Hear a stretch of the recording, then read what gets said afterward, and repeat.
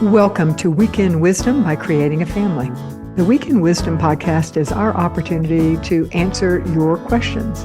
So please send us your questions. You can send them to info@creatingafamily.org. Today's question is from Justin. He says, "My husband and I adopted our daughter in 2019. She is now 5.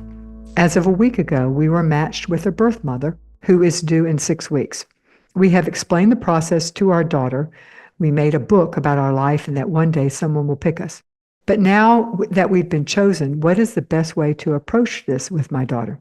We have several of the books from your wonderful book list, but not many pertain to same-sex parents who are bringing home an adopted sibling.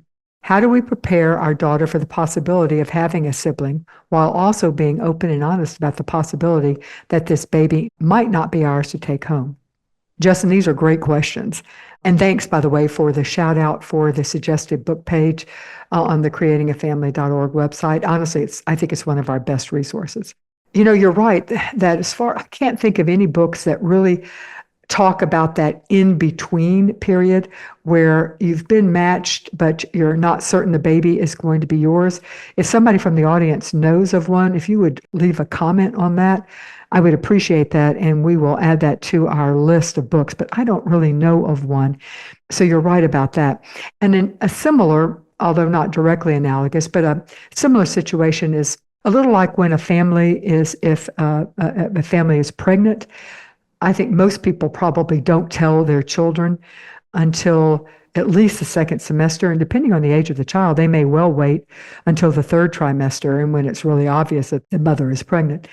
And so obviously you don't have this option given that the timing and the age of your daughter.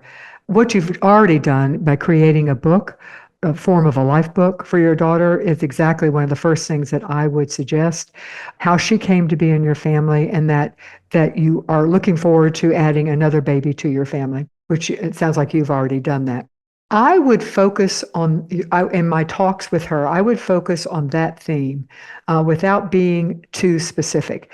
Something like, Daddy and I have loved being your dads. You are such a neat kid.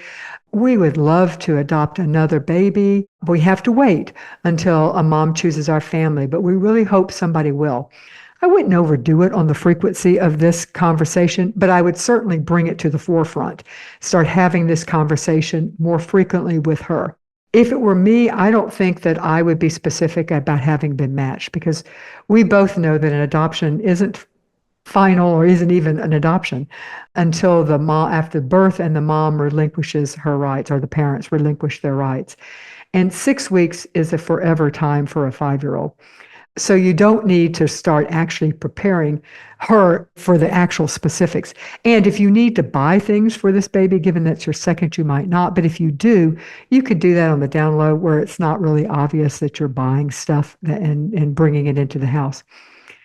Now, I don't know your daughter, but I don't think it would be too much of a shock for most 5-year-olds for you to announce something like this. "Hey, do you remember how when we talked about how Daddy and I were really hoping to add another baby to our family, and we wanted to adopt, and we have to wait until a mom chose? Well, guess what? A mom chose us, and she had a baby, boy, girl, whatever.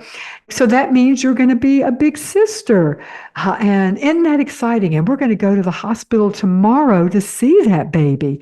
And here's a picture of him right now," and that type of thing.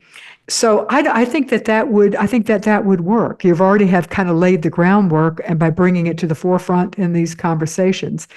Then you might also want to start talking with her about what it means to have a new sister. Do they have to share a room? So you're going to be sharing a room. Or, babies sound like a lot of fun, but really at the beginning they are not. They cry a lot.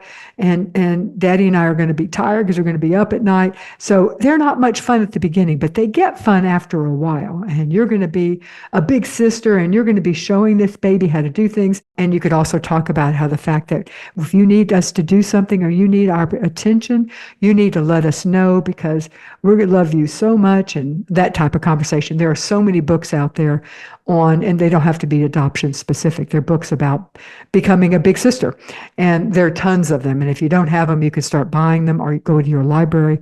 I guarantee they will have a lot of them.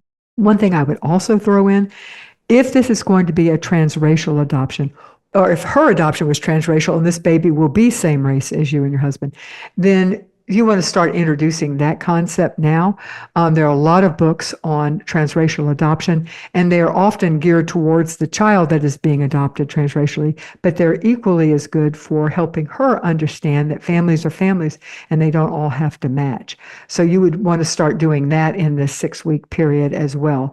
And there's a lot of books on how different families are made and different families don't all match, and they don't have to be overly focused on it just being adoption related, although there are some of those as well. Well, thank you so much for a really great question, Justin. I wish you guys the best of luck. If you think about it, drop us a line at info@creatingafamily.org and let me know how things work out. I'm rooting for you guys, so good luck. And for everybody else, before you leave, I want to remind everyone that if you want to do us a favor, the best thing you could do for us is leaving a rating or a review for us. That is how, whatever app you're using to listen to this podcast or to watch this podcast, if you're on YouTube, has a rating system. So go to that rating system. If it's Apple, you go to the Creating a Family podcast page itself, which is where all the episodes are listed. And at the bottom, you can click on the number of stars, or you can then click right below it on the write a review. On Spotify, you do that for the star rating. You go to the episode page, the creatingafamily.org podcast page itself.